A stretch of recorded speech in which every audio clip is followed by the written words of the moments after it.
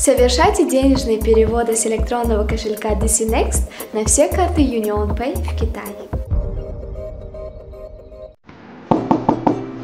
Азин! Kim? Nasıl? Gitme. Onda. Siz Sırtıya kaldı. Karakumada fıdın. Tinç mi? Hayır. Mehman olduk ki ahorice. O da buradan değil. O gayet kozi. Ses mi? Hayır. Job karam. وقتا من جب باهر شناس کردم تو جا که سامی خرید کرده دادم یا باید گاستین سم جب جا کردم دیگه. خیلی. معلش داره تو بشه. کجا فهمید؟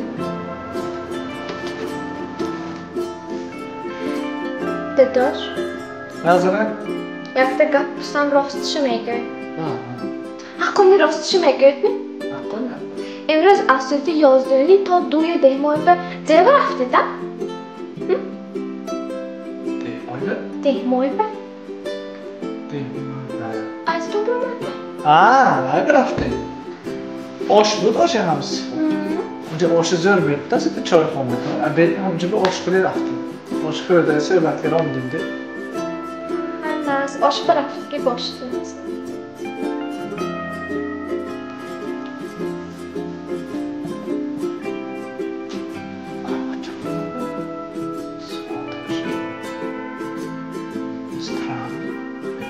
Ne zaten?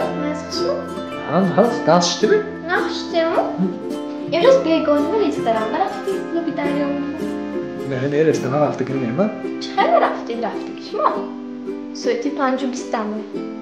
Çok taze boşu rafti geldi ha. Rafti çok iyi.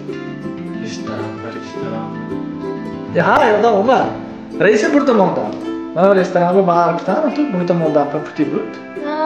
Sana restoran işte uzun gitme.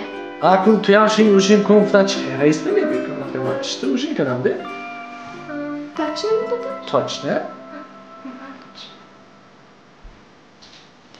این حرف کجا فهمید از من کجا بوده که من ساعتاش که داشت نمیگردم چه فهمید از باشدم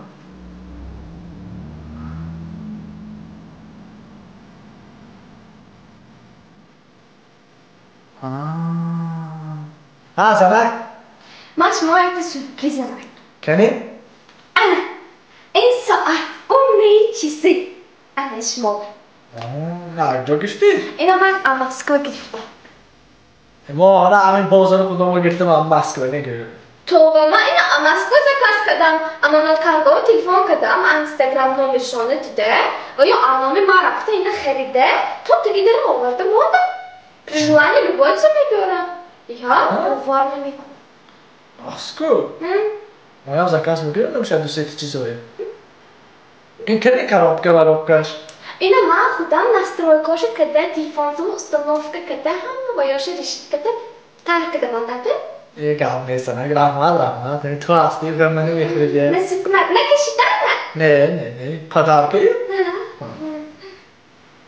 فای مشنی گفتم این من خود با دستی چی پدرکی نبود نفته کلام کار نکرده چه بینم همین چیز بود فای مشنی ساعتات اثرات منطق یه ساعتات اثرات من کجا رفتیم دیده گشتیم تو Транспортная компания Amonat Cargo доставит вашу посылку из Москвы во все регионы Таджикистана быстро и по самой низкой цене.